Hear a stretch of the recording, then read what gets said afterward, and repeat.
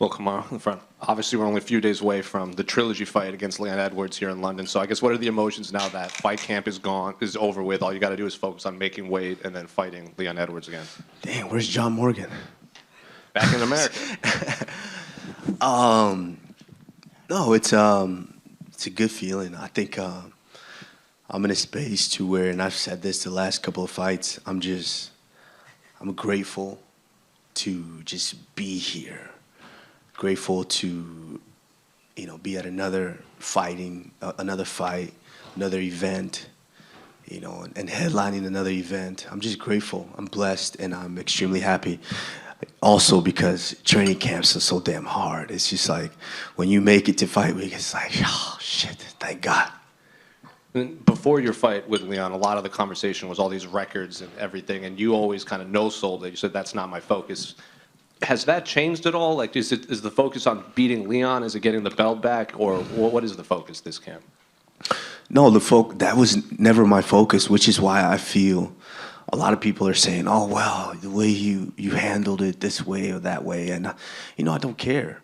It was I've been over 300 wrestling matches before, to where you might get beat this weekend, but guess what? You got another one next weekend. You got to be able to get yourself back up for that. And I've been doing that for a long, long time. So, the focus is the same as it always is each and every time. I go in there to dominate. I go in there to win. That has never changed. And with my preparation, I try to make sure that always happens. Given how the last fight was playing out up until the end, how much did you have, or if anything, do you have to change in camp or preparation or game plan, given you, like, a few minutes later, you most likely would have had your hand raised? Well, for one, keep your damn hands up so you don't get kicked in the head. That's important. But it's been from the beginning of my career to where I am now. If you watch the way that I fight, and you've seen all my performances, how much more do I need to change? I've been blessed with coaches that know how to get to me, that know how to just give me directions to where what I'm doing, what I've been doing is working. I go so hard in training camps and preparing for these fights to where I have that much of a gap on everybody just because of how much I prepare. So, this camp was basically correcting little mistakes that I made in the fight. That was the sole purpose of it. And, Saturday, once I go out there and I correct those mistakes, I mean, how's the loss happen? Then also, given how the last fight was playing out, do you think fans outside of the UK, do you think they view Leon as the champion, or do they see like the 20-something minutes of that fight and then the one moment at the end, and they still consider you the better fighter between the two? No, I can't say that he has the belt, so, by definition, he's called the champion. He's the champion. I don't know. That's for them to decide. I don't know how people view him. But between him and I, we know. And so I can't really speak for everybody else, but he is the champion because he has that belt. But Saturday, I'm going to go take that off of him, and that's truly my focus. I mean, he landed a beautiful kick. It's beautiful. I mean, I watched the shit because obviously they show it a million times. That was the only damn highlight from him they could show in that fight, but they showed it a million times, and I'm just like, it's a beautiful kick. I mean, just the recoil and everything, I'm a fan of it. So going off of that last one for me, we've all seen the video clip of immediately after you're backstage and you look at the camera and you say, like, congratulations, Rocky, see you soon. So did you have to mentally reset, or is it right back into like, I got to prepare for Leon Edwards right away again? I've just been trained that way. You could be in the first wrestling match of the national tournament and get pinned. Well, now you got 7 more or however many more coming back in order to be able to get on that awards podium. And so I'm just wired that way. Kamaru? As soon as we got to that hospital, I was just like, damn, okay, let's get ready for the next one. And so, yeah, it was a beautiful technique. Great win from him, but it's time for me to go in there and get violent. Yeah, Kamaru, over here, right in front of you. Hi. Leon talks about the altitude and how it had an effect on him. Do you think your style, regardless your pressure, your wrestling, was going to drown him anyway? I mean, the thing with that is, it's funny.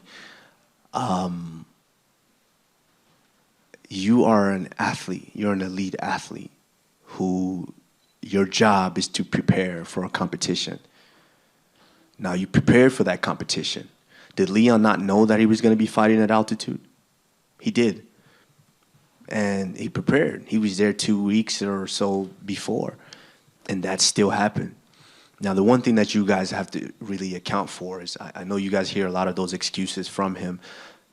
That wasn't the first time Leon and I have fought. And that first fight looked a lot like that second fight. So if he wants to believe that it was the altitude, then it is what it is. He can believe that. But nothing changes for me. Altitude or no altitude, I know what I come to do. And he seems to think that the knockout's going to have an effect on you mentally. Did you hear his comments on that, and what are your thoughts? Leon hasn't wrestled in over 300 wrestling matches like I have. Leon hasn't competed as many times as I have. You know, when you get pinned, and I've been in a situation to where I've lost the first match, wrestling match of the day. Now you're in the consolation bracket, and you just it's a dogfight to try to get back up on that podium. And I've been on that podium a lot of times. And so it's, to that statement, I would say is, it's warranted when you're speaking about ordinary things and ordinary people. That's what people think. Oh yeah, that's so typical. Once something like that, a trauma happens, you know, most people are gonna gonna be disturbed about it. Yeah, that's when you're speaking about ordinary people. But Leon Edwards and I both know that I am not ordinary. I am extraordinary. And there's a lot of debate on pound for pound. You once held that #1 spot. Do you think reclaiming your welterweight title, you should be #1 again? I don't care. You know, that I never really cared. That pound for pound was just a conversation piece. I never really said, unless, you know, obviously I had to do promo stuff and say, yeah, pound for pound.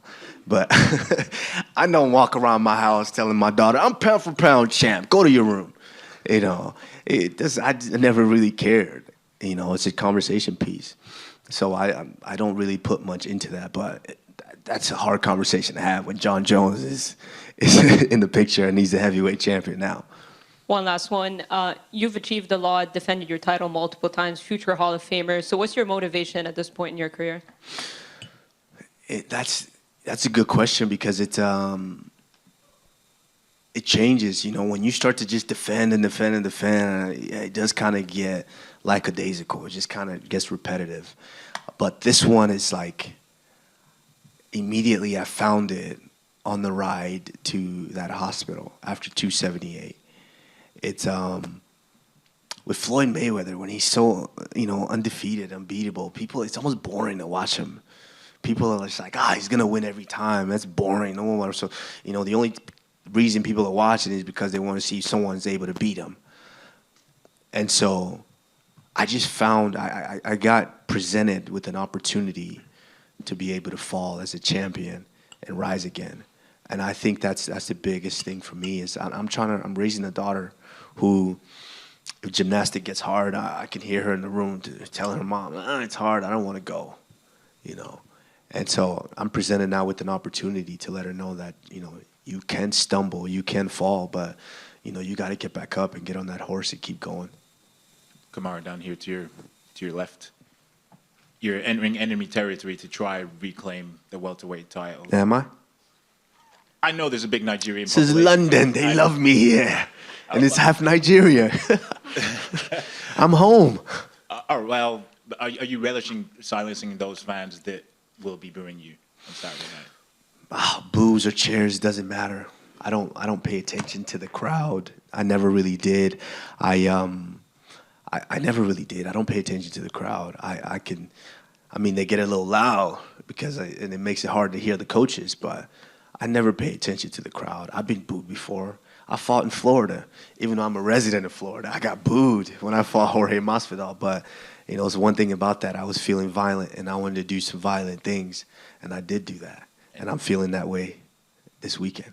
And you touched on the Nigerian population in the UK. Are you expecting to see the green and white flags dotted throughout? Yeah, I don't know what I expect. I just expect a bunch of rowdy fans having the time of their life because we're bringing the biggest, arguably the biggest fight that the UK's ever seen. And a bit off topic here. I don't know if you saw this, but this question is very pertinent because you're the first African UFC champion. Did you see did you hear Dricus du Plessis, that's a difficult name to pronounce, his comments about being the African fighter in the UFC? Oh, I actually saw that. I think it's this week or last week. My one of my former teammates sent it to me. They're trying to be messy, of course. I saw it, and the thing about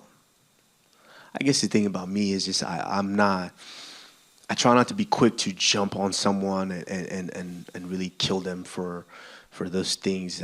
I'm not part of this cancel culture, but though I understand what he's trying to say. But the one thing that I think he's failing to realize is, just because I go to China and my parents are in China and I'm raised in China, that doesn't make me more Chinese than the people from China. That doesn't make me more Chinese. And so just because you went over to South Africa and you're raised there, that doesn't make you African. So, I would say to him is just, try to be a little bit more careful with what you say and how you say it, because that's the thing nowadays is these younger guys and these newer guys that get up here and they just talk. They just, because they want to appeal to the fans, appeal to the people. But try to be more mindful, because 20 years from now, that's not going to age well. And I know you said you like to take stock of things and you don't jump on them straight away, but what was your initial reaction after hearing that? Because it's quite jarring. It was funny because I've actually trained with the guy. So it's like, bruh, how I get down. If it's one of those type of situations, how I get down. But, it was it's nothing like that. It's after, that first immediate, like, hey, are you serious? Because it sounded personal. Well, because he took direct shots. He mentioned, myself and Israel Adesanya, I believe. And it was like, bro, I actually kind of know you. And so, I think it was just, heat of the moment. He got up there, he's excited, he just got a big win, and he was just running off. But at the end of the day, the wiser side of me is like, okay, I understand what he was trying to say, but bro, that doesn't make you more African. Thank you. Leon, you could have probably picked where this fight took place, right? The UFC wanted this rematch. It's a big fight, but they came to you and you accepted doing it in London. I'm curious, why would you want to do that? You say you don't listen to the fans, but there's got to be something about coming out here and beating Leon in his home country that's appealing to you. Well, that is appealing, but I wanted to come to... I've probably stopped at the Heathrow airport maybe 12 times. I've never been inside of London, really. And so it's, I want everybody knows London. London's kind of like a stop in the, epicenter of the world. It's somewhere, and I've always kind of wanted to go there. And so this was just like, it's one of those moments, I got to a position to where I did everything there was to do, headline Vegas, I did that. Headline MSG, I did that. It's like, what's bigger? What's next? Oh, shit. You get the opportunity to go to London and the headline at the O2 Arena. Why not? I called Dana that night. I said, Dana, let's go to London. Let's go to London.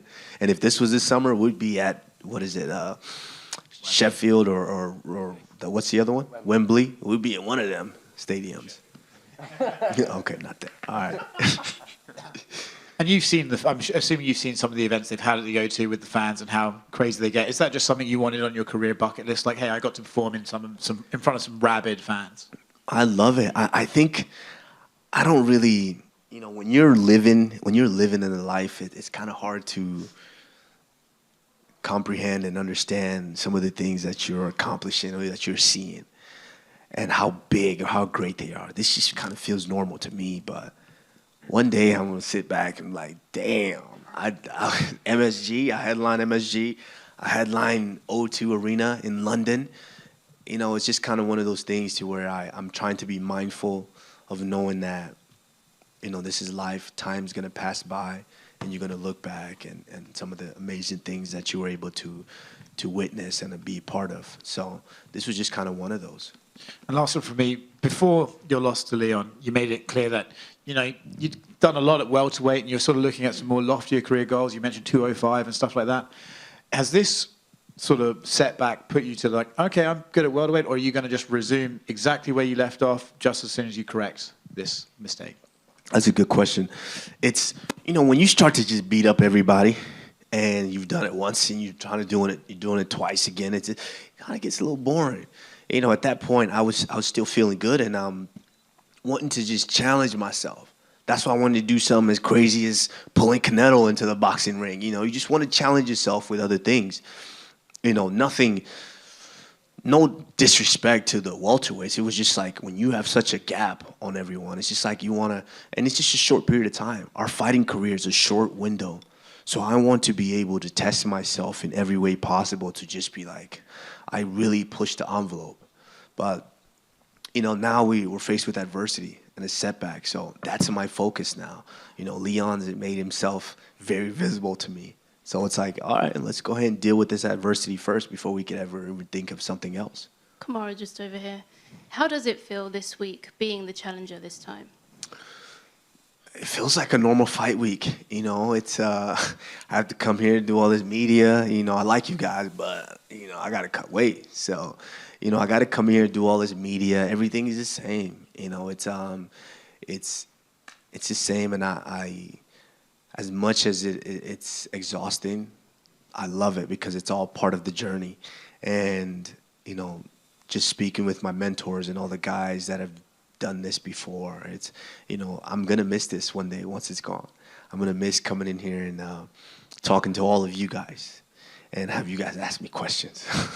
So it's been normal. It's been the same. My mindset is the same. I went through a hellacious training camp. I mean, you train alongside guys like Justin Gaethje. It's not easy, and so I went through a hellacious training camp to prepare for this fight, and I'm just blessed with the opportunity to be able to go out there and perform for you guys. Is the pressure different? I mean, do you feel more pressure, or is it more of a weight off your shoulder not having those high expectations? Truthfully, it's a little different. It's not as much. Like, the pressure is going to be on him. It's a lot of pressure, whether you believe it or not, to have to defend each and every time, because that lifestyle changes drastically when you're not the champion anymore. It does. And so, excuse me, it changes. Like I wanted to, like I've said before, I wanted to silence some of that noise. When you're the champion and you're just unbeatable and you're beating everybody, it's you kind of start to get this aura of invincibility. And everybody wants to be around that. Everyone wants to just feel it. Everybody wants to taste it. And so it brings on a lot of noise and a lot of energy that just starts to drain you and wear you out. And so after that last fight, it just kind of calmed down. It quieted down. And I know a lot of people are saying, oh, you've been quiet, relatively quiet. Just like I was before I became the champion. It's not necessarily I've been quiet. I've just been working. When I wasn't the champion, I wasn't getting calls, hey, fly here to this event. Hey, you got to do this interview. You got to do that. So I was just enjoying and cherishing, that opportunity again to just grind. And moments ago, we spoke to Leon Edwards, and he believes that you're on your way out and that he will open the door for you on Saturday. What's your reaction to those comments?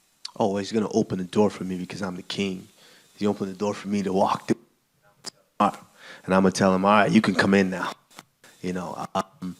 No, I mean, the funny thing about that is I almost feel like he's forgetting what happened 24 minutes in the last fight. Don't you guys feel that?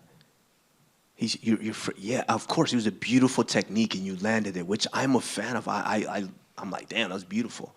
Give him props for it, but you're forgetting what happened. What did you display in those two fights that leads you to believe you're a better mixed martial artist than me? I am on my way out. I don't want to get punched in the face forever. That is very, very true. I'm not trying to do this for another 10 years. Absolutely not. In that sense, yeah, I am on my way out, but I'll leave when I'm good, well, and ready. Until then, like the Wolf of Wall Street, you know what he's saying. I'm not going nowhere. Kamaru, down on your left. Is it true that your knee pain is so bad that it's sore to walk on concrete? My knee pain's been bad for 10 years. You know, I've had multiple meniscus surgery, and this is just wrestling. I was so hard on my body wrestling because I wanted to be the champion. I wanted to get there to where I'm willing to sacrifice. I would sacrifice whatever it took to get there, and I did get there. But my knee pain's been bad since I crossed over to MMA, but it hasn't stopped me. I'm still whooping dudes' ass.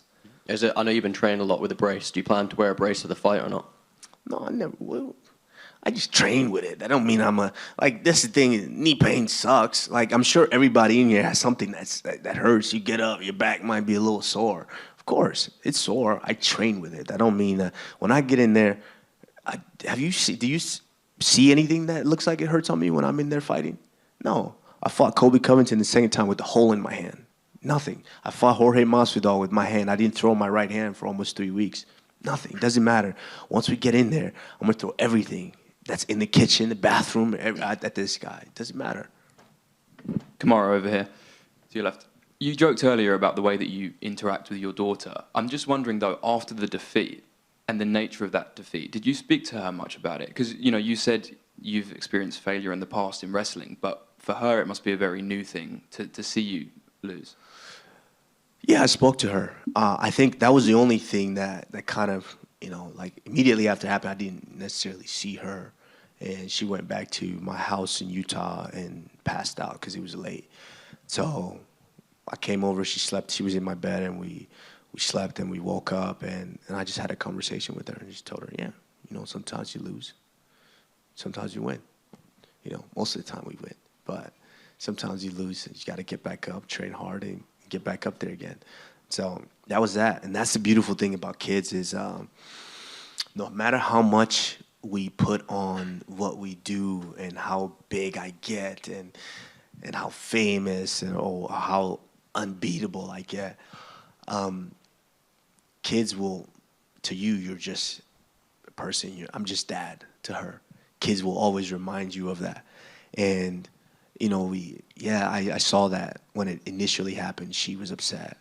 But the next day, she just wanted to play. It was like she didn't really give a shit that it happened. She just wanted to play. And that's the one thing, the wonderful thing about it is at the end of the day, this is just this is a competition. And, I'm still dad to her. Thank you. Kamaru, just down here to your left. Yeah.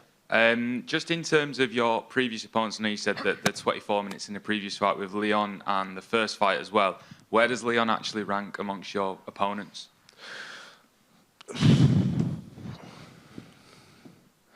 I mean, I fought Colby Covington and I fought Leon Edwards. You guys all watched the fights. I fought Colby twice and I fought Leon twice. You guys all watched the fights. Who do you think is better? So Leon's tough. I give him that. And he was able to land that beautiful kick. I'll give him that. But there's nothing that, as much as he's building himself up with the new confidence or whatnot, at the end of the day, it's just going to be you and me locked in there. And you and I have been locked in there for two different fights now. And what have you shown me or shown yourself to believe that you are a better fighter? And then final one from me. You said you feel violent going into this one. Just how violent do you feel, and what does that entail? I felt violent going into 3 fights. I felt violent going into the Sergio Moraes fight because I kept asking for a top 15, and I felt disrespected that the UFC matchmakers kept giving me guys like that weren't in the top 15. I felt very, very violent and resentful, and I wanted to show that. And we saw what happened. I fought Colby Covington the first time. We all know how that buildup was, what he said, what he done all around the world. I felt very violent, and I wanted to get violent. Me and Colby were best wrestlers, arguably in the company, and we didn't wrestle at all because I felt violent. I wanted to get violent, and we saw how that fight went. And I fought Jorge Masvidal the second time. With all that happened, we both, you guys are failing to understand, we both flew across the world, and I was the only one who I trained for a completely different guy. He caught COVID, and I don't even want to disclose what the injuries that I was going through before that fight. Flew across the world. I actually had to quarantine in Vegas. Didn't sleep. I literally, in 4 days, that fight, I was there, quarantined, cut weight, and I fought. Didn't sleep at all. And I fought in the morning. And I dominated him. And then after that fight, that's when you got all the excuses. Oh, it'd be different. You give me a full camp and this and that. And it upset me to where I felt violent in that second fight. And we all saw what happened. And not to mention, it was in enemy territory in Jacksonville. I was booed. Didn't change anything. And in this fight, I'm starting to get that feeling. You know, some fights you want to be clean and get out of there and not feel anything. This fight, I want to feel it all. Kamaru, how much of this is about just getting the win and getting the belt back, or how much is this about making a statement on Saturday? I don't care about getting the. I've said that I've never been attached to the belt. The only reason that's important is because you're called the champion when you have the belt, you know. But it's never really been about the belt. It's about dominating the guys and really that's what I'm addicted to is breaking a guy, dominating him and breaking his will. It's like I'm a soul collector, you know. It's almost like Thanos. I'm just sitting there collecting souls and that's almost what he feels. But this time, like I said, I'm feeling real violent, you know. It's just something that I admire about Justin, you know, my teammate, is I don't care how technical you want it to be, but if this dude wants to get violent, he's going to go out there and get violent. And this weekend, I'm feeling real violent. You referenced that you've obviously been in the cage twice with Leon, and you said that for the most part it played out similarly. How much growth have you seen in Leon from the first fight to the second fight, and what do you expect from him third time around in terms of his progression? No, he's grown. If you do the same thing over and over and over every day, at some point you're going to get good at it. You know, he's grown a lot. I mean, he can strike. His striking is good, clean. Like I said, that technique was beautiful. That kick, the shot, the recoil, it was beautiful. You know, I love it, and I can see that he's grown a lot. But you know, at the same time, yeah, you've grown a lot. So have I. I'm just a bit better. And is it just a case of closing that loophole, closing that opening that led to the KO in the first fight, or have you got new tools in the belt ready to bring out on Saturday that we haven't maybe seen before? I mean, had I just kept my damn hands up, are we having this conversation? We're not. So I think it's a matter of just correcting those small mistakes. We've fought several times, me and him, and well, a couple of times. And, you know, the skill for skill, it shows who's the better mixed martial artist. Thank you. Well, Kamaru, we haven't really heard from you since Francis left the company, and obviously you and Israel and him were all linked together very closely. We spoke to Israel in Perth, and he's pretty confident that Francis will eventually make his way back to the UFC. But what was your reaction to everything that went down between Francis and the UFC?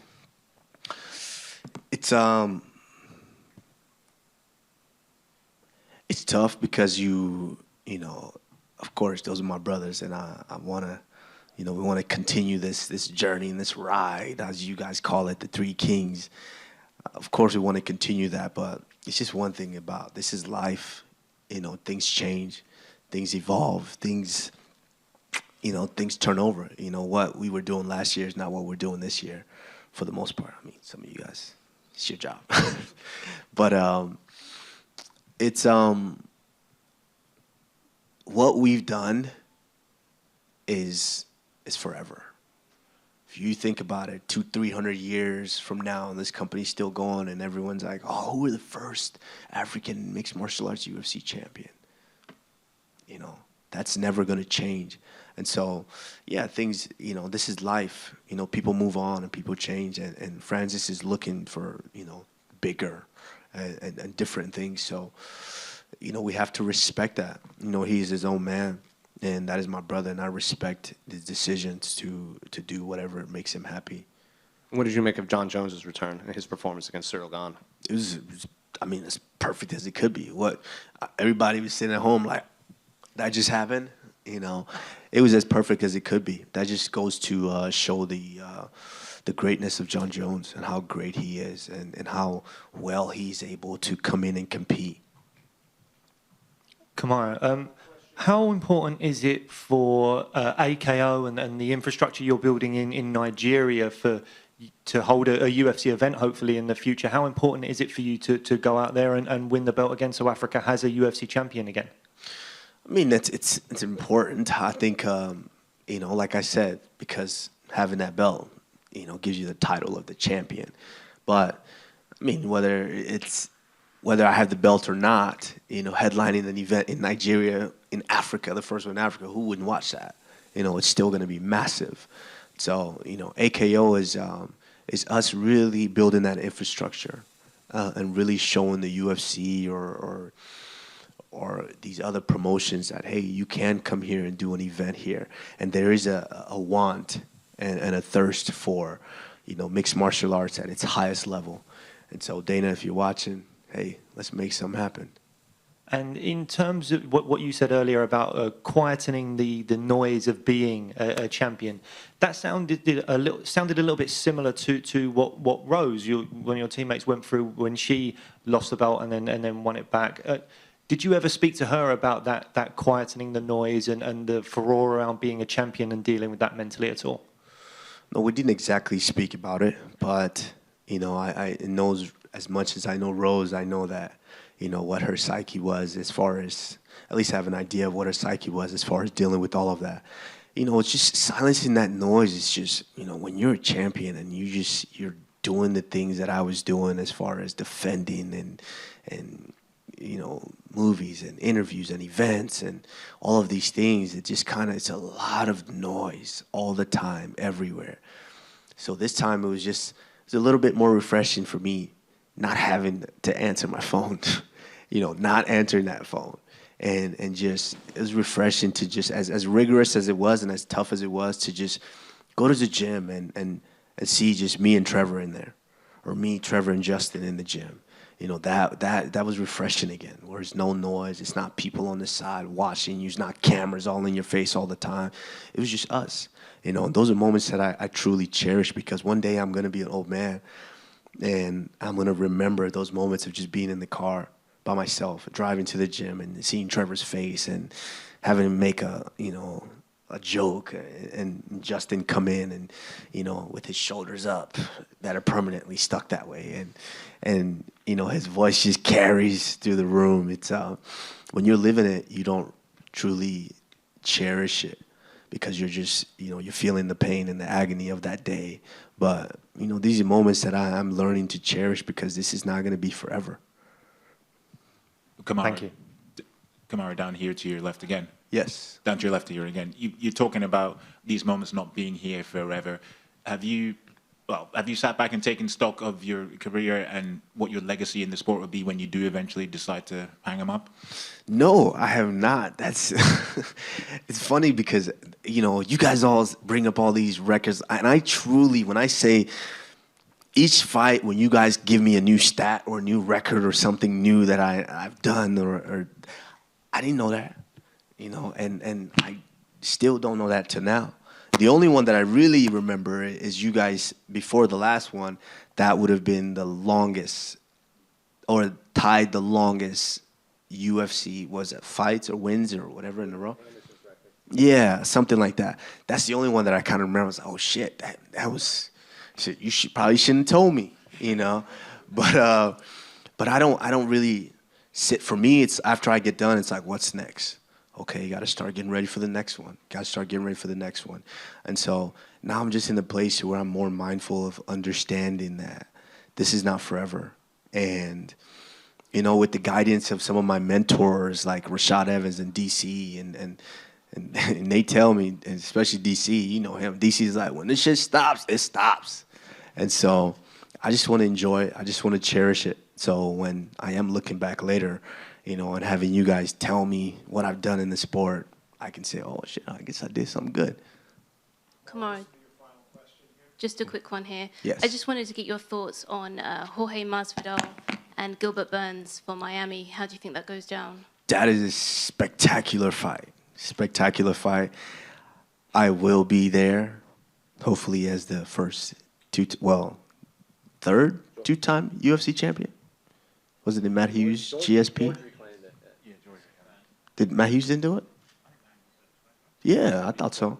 So, you know, being there with the greats. So, being as a two-time UFC welterweight champion, I will be there watching. But I think that is a spectacular fight. I think, obviously, we all know Gilbert Burns' grappling. You know, once he gets you down, you know, you're in for some, you know, you're in for some work. And believe it or not, Jorge Masvidal is a unique style for a guy to be a kickboxer, stand straight up. He's directly standing straight up, but he's so hard to take down.